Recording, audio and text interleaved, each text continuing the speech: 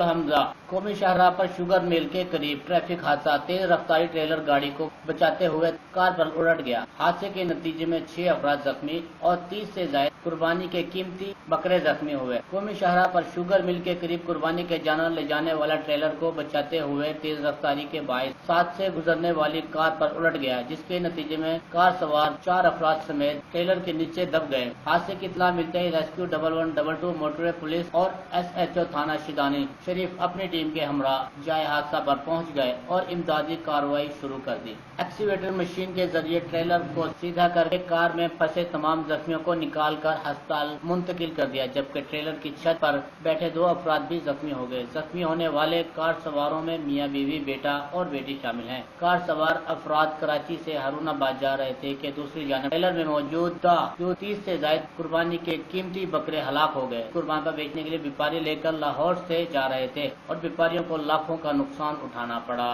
Cameraman team کے ہمراہ محمد شفیق، راز نیوز، حمزہ۔